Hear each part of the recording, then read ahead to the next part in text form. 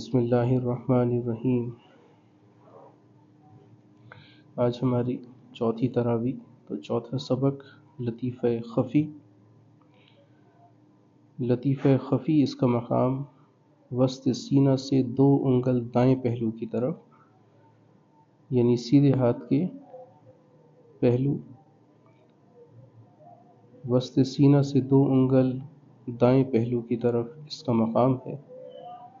خیال فرمائیں کہ اللہ تبارک و تعالیٰ کی طرف سے ایک سیاہ مگر روشن چمکدار نور حضور نبی کریم صلی اللہ علیہ وسلم کے لطیفہ خفی مبارک سے داخل ہو کر تمام مشائخ سلسلہ عالیہ نقشبندیہ مجددیہ کے مشائخ کے لطائف خفیہ سے ہوتا ہوا ہمارے لطیفہ خفی کے اندر داخل ہو رہا ہے، جس کی برکت سے ہمارا یہ مقام پاک صاف ہو کر اللہ کو محبت سے پکار کر اپنی آواز سے کہہ رہا ہے، اللہ اللہ اللہ۔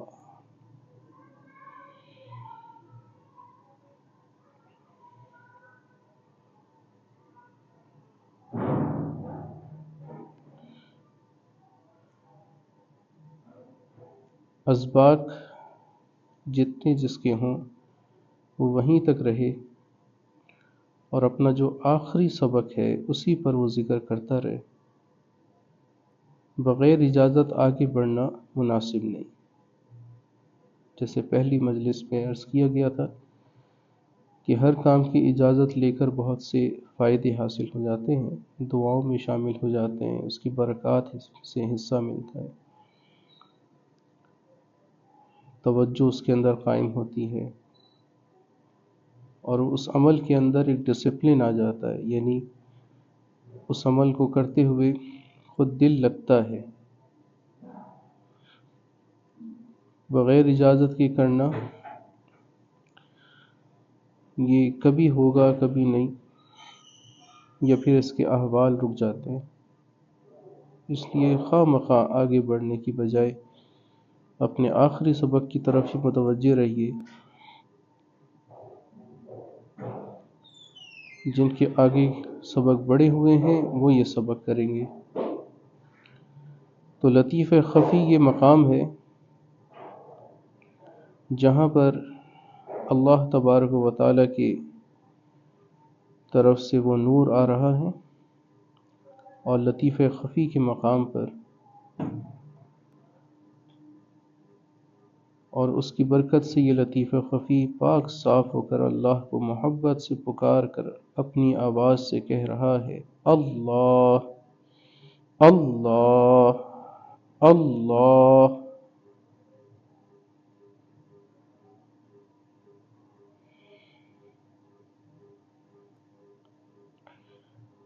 جیسے کہ بتایا گیا کہ ہر سبق ہر لطیفے کے ساتھ ایک باطنی مرض موجود ہے، اور اس مرض کی اصلاح مقصود ہے اس پر ذکر کرنے کے لیے۔ لہٰذا ہم ذکر کر رہے ہیں اللہ کا، اور مقصد ہمارا یہ ہے کہ ہمارا یہ سبق، یہ لطیفہ خفی، اس کی اصلاح ہو، یعنی اس کے جو باطنی مرض ہے اس کے ساتھ اس کی اصلاح ہو، اور جب یہ اصلاح ہو جاتی ہے تو یہ اپنی فنا میں پہنچ جاتا ہے، اپنی اصل میں۔ تو اس کے ساتھ جو مرض ہے وہ حسد اور بخل ہے۔ یہ مرض بھی باطنی امراض میں سے ہے۔ حسد، کینہ، دل کے اندر نفرت رکھنا، بغض رکھنا، اور پھر اسی سے بخل پیدا ہوتا ہے۔ بخل کیا ہے اور حسد کیا ہے؟ حسد کہتے ہیں کسی سے جلنے کو، کسی سے کڑھن رکھنے کو، کینہ رکھنے کو۔ آسان الفاظ میں اس کا مطلب یہ بنا کہ کسی بھی مسلمان کے بارے میں اپنے دل کے اندر میل رکھنا، اس کا نام ہے، اس کا مقام ہے، تو پھر اس سے انسان کو جلن ہو۔ اس کو کوئی نعمت میسر ہے تو اس پر انسان کو جلن ہو، یہ حسد ہے۔ اور جب یہ مرض بڑھ جاتا ہے، اس کی اصلاح نہیں ہوتی، تو یہ حسد بخل کے اندر بدلتا ہے۔ حسد ہوتا ہے کسی سے جلنا، اور بخل ہوتا ہے کہ جو اپنے پاس ہے وہ بھی کسی دوسرے کو نہ دینا، دل ہی نہ چاہنا کہ میرے پاس جو چیز ہے وہ کسی اور کو ملے۔ حسد میں تو صرف انسان یہ سوچتا ہے کہ اس کے پاس کیوں ہے، لیکن بخل میں انسان یہ سوچتا ہے کہ میرے پاس جو ہے وہ بھی اس کو نہ ملے۔ تو بخل یہ زیادہ بڑا مرض ہوا۔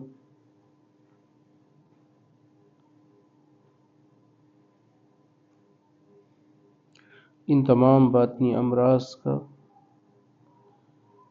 تصفیہ کرنا، ان کی اصلاح کرنا، یہ بہت ضروری ہے، اس لیے کہ جب تک یہ باطنی امراض موجود ہیں تو باطنی احوال رکے رہتے ہیں۔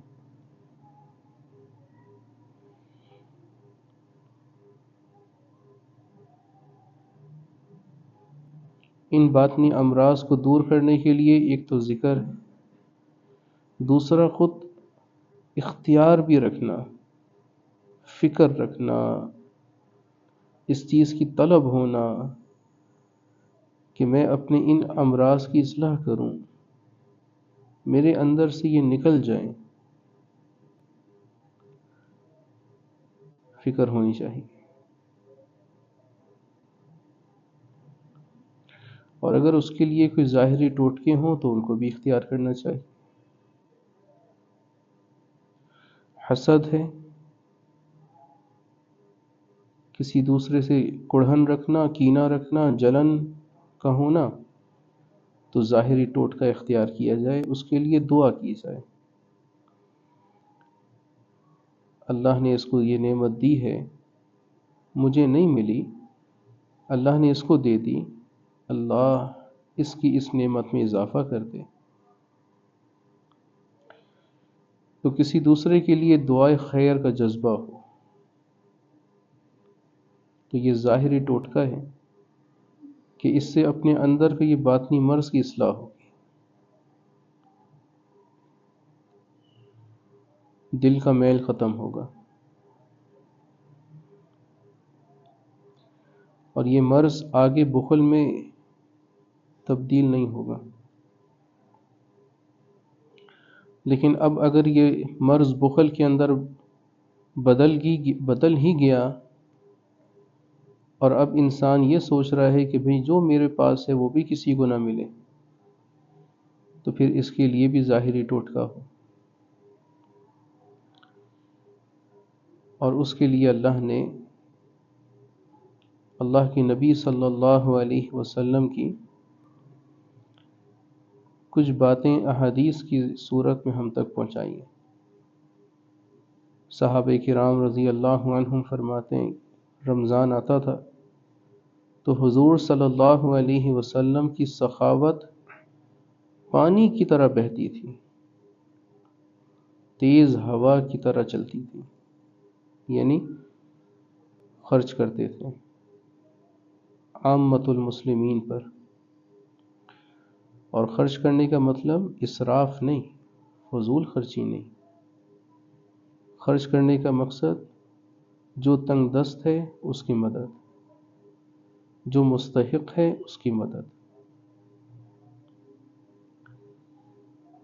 تو یہ تو بہت آسان ہے کہ انسان کے دل کے اندر اگر بخل آ گیا تو اللہ نے رمضان کی نعمت دے کر، آج ہر مسلمان یہی سوچتا ہے کہ بھی رمضان کے شروع ہی میں ہم اپنی زکوٰۃ نکال لیں، اور پھر وہ زکوٰۃ تھوڑی تھوڑی کر کے مستحقین تک پہنچائیں۔ تو رمضان کی آمد پر انسان کی اس بخل کی اصلاح ممکن ہے کہ خرچ کرے، خرچ کرنے کا جذبہ آتا ہے۔ جب اپنے پر پرائے پر جو کہ مستحق ہو اس پر خرچ کرے گا تو پھر لازمی طور پر اس مسلمان کے بارے میں اچھے جذبات دل میں پیدا ہوں گے۔ تو بخل تو یہیں ختم ہو گیا، اور بخل کے ختم ہونے سے حسد کی جڑ کٹ گئی۔ تو ظاہری ٹوٹکے اختیار کرنے سے بھی ان امراض کی اصلاح کی جا سکتی ہے۔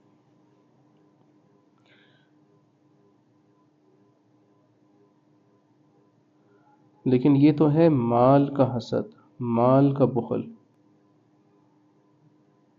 جس کی اصلاح کرنا بہت آسان بھی ہے۔ بھئی حسد ہے، جیسے عرض کیا، ظاہری ٹوٹکا، بخل ہے، ظاہری ٹوٹکا، خرچ کرو۔ لیکن بعض حسد اور بخل ایسے ہوتے ہیں کہ جو کسی کی صفات سے جلتے ہیں۔ فلاں عالم ہے، میں پیچھے رہ گیا، فلاں کا نام ہے، شہرت ہے، مجھے نہیں ملی ہوئی۔ تو آج تو یوں محسوس ہوتا ہے کہ ہر شخص ہی تقریباً حسد کی آگ میں جل رہا ہے۔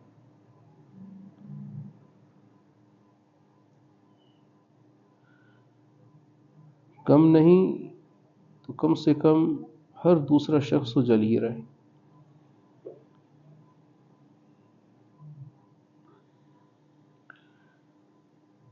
کہیں رنگ و روپ کا حسد، کہیں حسب نسب کا حسد، کہیں صفات کا حسد۔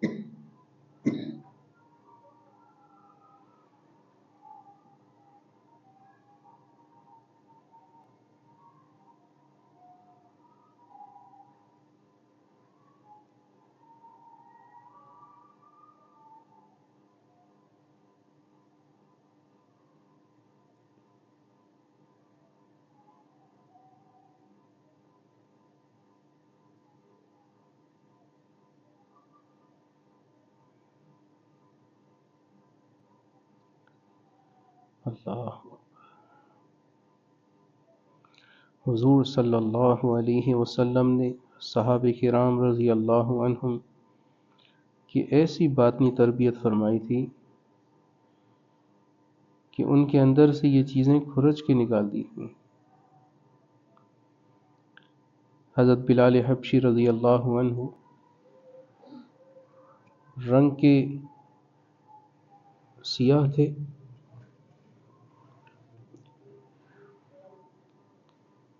تو کسی بات پر ناراض ہو کر حضرت ابو ذر غفاری رضی اللہ عنہ نے ان سے یہ کہہ دیا، جا کالی ماں کے بیٹے۔ حضرت بلال رضی اللہ عنہ کو ناراضگی ہوئی، صدمہ ہوا کہ بات ان کی ذات تک رہتی تو وہ سہ لیتے، ماں کے اوپر بات آ گئی۔ حضور علیہ السلام کی خدمت میں جانے لگے۔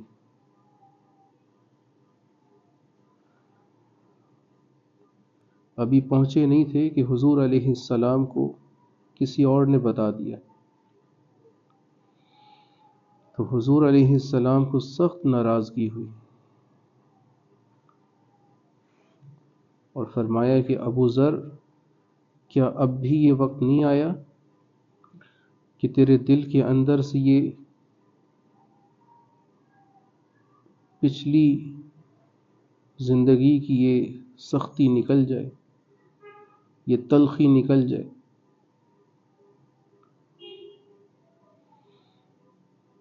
مسجد نبوی کا واقعہ، حضرت ابو ذر رضی اللہ عنہ مسجد نبوی کے دروازے پہ لیٹ گئے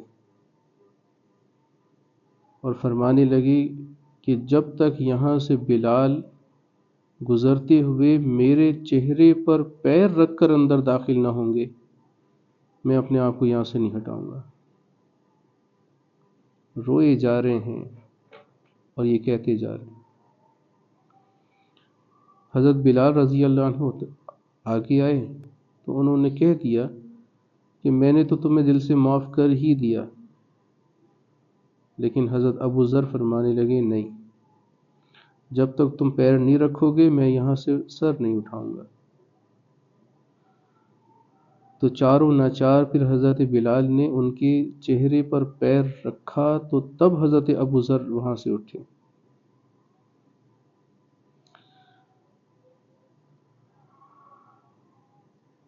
حضور صلی اللہ علیہ وسلم کی تربیت کی برکت تھی کہ صحابہ کرام اپنی غلطی پر متنبہ ہو جاتے تھے اور پھر اپنی اصلاح فوراً ہی کرتے تھے۔ یہی تو وجہ تھی کہ اللہ نے ان کو گناہوں سے محفوظ رکھا ہے۔ اگر کوئی لغزش ہو ہی گئی تو پھر انہوں نے فوراً توبہ تائب ہوئے ہیں۔ توبہ کے بغیر ان کا رہنا ممکن نہیں تھا۔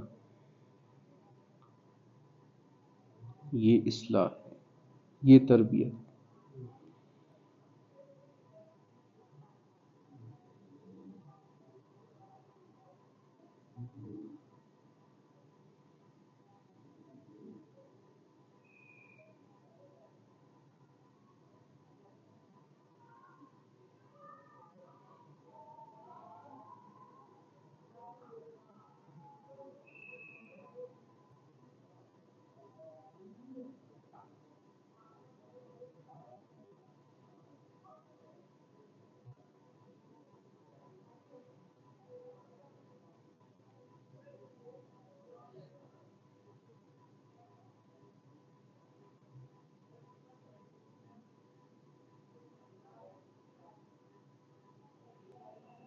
ماحول کے اندر کی آوازوں میں بھی اللہ اللہ اللہ کے ذکر کو تلاش کریں۔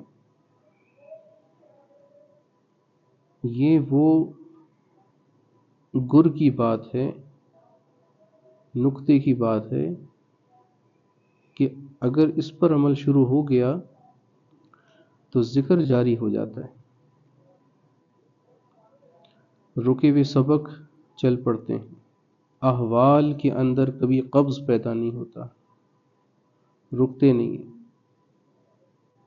ماحول کے اندر اللہ اللہ کو تلاش کریں۔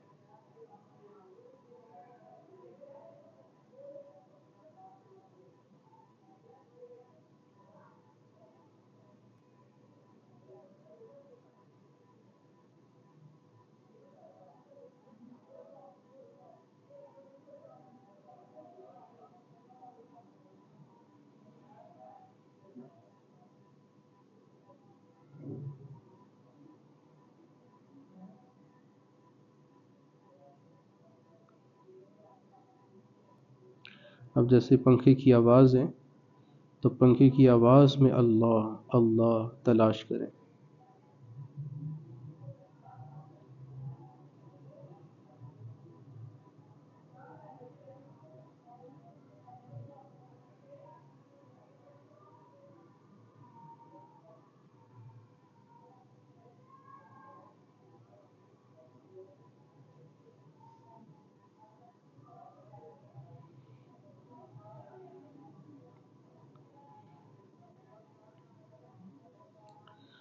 یا لطیف ادرکنی بلطفک الخفی، یا لطیف ادرکنی بلطفک الخفی، یا لطیف ادرکنی بلطفک الخفی۔ آمین۔ الحمد للہ رب العالمین، والصلاة والسلام علی اشرف الانبیاء والمرسلین، سيدنا ومولانا محمد وآله وأصحابه أجمعين. اللهم يا رب بجاه نبيك المصطفى ورسولك المرتضى طاهر قلوبنا. اللهم طاهر قلوبنا من كل وصف يباعدنا عن مشاهدتك ومحبتك، وأمتنا على السنة والجماعة والشوق إلى لقائك يا ذا الجلال والإكرام.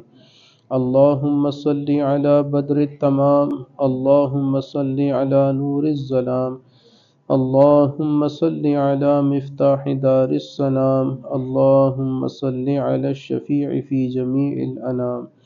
اللهم لا تدع لنا ذنبا إلا غفرته، ولا هما إلا فرجته، ولا دينا إلا قضيته، ولا مرضا إلا شفيته، ولا حاجة من حوائج الدنيا والآخرة إلا قضيتها يا أرحم الراحمين. اللهم لا تفرق جمعنا هذا إلا بذنب مغفور، وسعي مشكور، وتجارة لن تبور. يا عزيز يا غفور، ويا عالم ما في الصدور. ربنا أتمم لنا نورنا واغفر لنا إنك على كل شيء قدير. ربنا لا تزغ قلوبنا بعد إذ هديتنا وهب لنا من لدنك رحمة إنك أنت الوهاب. ربنا تقبل صيامنا وقيامنا وتلاوة القرآن. ربنا تقبل منا إنك أنت السميع العليم وتب علينا إنك أنت التواب الرحيم. وصلى الله وسلم على رسوله النبي الكريم وعلى آله وأصحابه أجمعين. آمين برحمتك يا أرحم الراحمين. اللہ کو ہر دم یاد کر، اس نام سے دل شاد کر۔